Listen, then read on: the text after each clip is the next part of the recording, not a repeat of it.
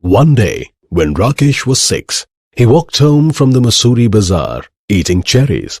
They were a little sweet, a little sour, small, bright red cherries, which had come all the way from the Kashmir Valley.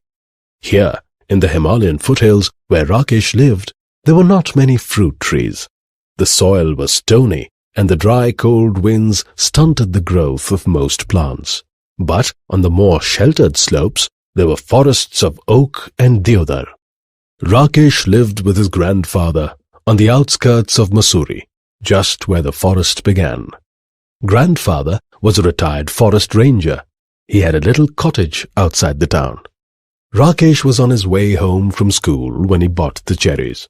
He paid 50 paise for the bunch. It took him about half an hour to walk home, and by the time he reached the cottage, there were only 3 cherries left. "Have a cherry, grandfather," he said, as soon as he saw his grandfather in the garden. Grandfather took 1 cherry, and Rakesh promptly ate the other 2. He kept the last seed in his mouth for some time, rolling it round and round on his tongue until all the tang had gone. Then he placed the seed in the palm of his hand and studied it. "Are cherry seeds lucky?" asked Rakesh. "Of course." "Then I'll keep it." "Nothing is lucky if you put it away. If you want luck, you must put it to some use." "What can I do with the seed?" "Plant it." So Rakesh found a small spade and began to dig up a flower bed. "Hey, not there," said grandfather. "I've sown mustard in that bed.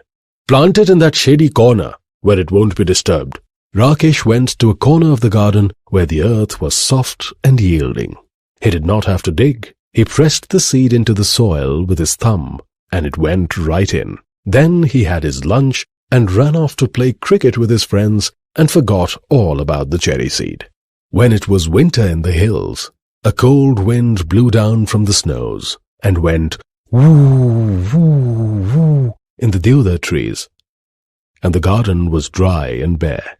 In the evenings, grandfather and Rakesh sat over a charcoal fire, and grandfather told Rakesh stories about people who turned into animals, and ghosts who lived in trees, and beans that jumped, and stones that wept.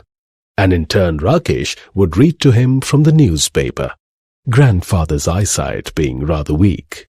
Rakesh found the newspaper very dull, especially after the stories, but grandfather wanted all the news. They knew it was spring when the wild duck flew north again to Siberia. Early in the morning, when he got up to chop wood and light a fire, Rakesh saw the V-shaped formation streaming northwards and heard the call of the birds clearly through the thin mountain air. One morning in the garden, he bent to pick up what he thought was a small twig, and found to his surprise that it was well rooted. He stared at it for a moment, then ran to fetch grandfather, calling, "Dada, come and look, the cherry tree has come up." "What cherry tree?" asked grandfather, who had forgotten all about it. "The seed we planted last year. Look, it's come up." Rakesh went down on his haunches, while grandfather bent almost double and peered down at the tiny tree. It was about 4 inches high. "Yes, it's a cherry tree," said grandfather. "You should water it now and then." Rakesh ran indoors and came back with a bucket of water. "Don't drown it," said grandfather. Rakesh gave it a sprinkling and circled it with pebbles. "What are the pebbles for?" asked grandfather. "For privacy," said Rakesh. He looked at the tree every morning, but it did not seem to be growing very fast, so he stopped looking at it, except quickly, out of the corner of his eye. And, after a week or 2, when he allowed himself to look at it properly, he found that it had grown at least an inch. That year the monsoon rains came early, and Rakesh plodded to and from school in raincoat and gumboots.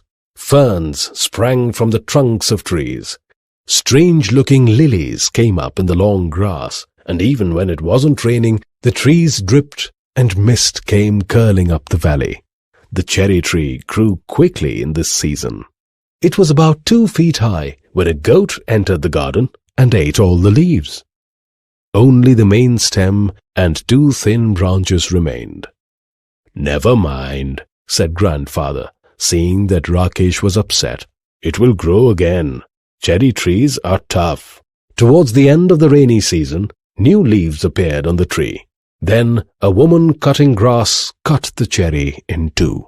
When grandfather saw what had happened, he went after the woman and scolded her, but the damage could not be repaired.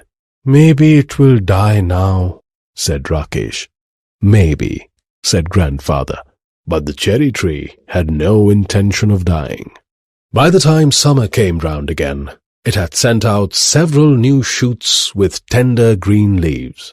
Rakesh had grown taller too. He was 8 now, a sturdy boy with curly black hair and deep black eyes.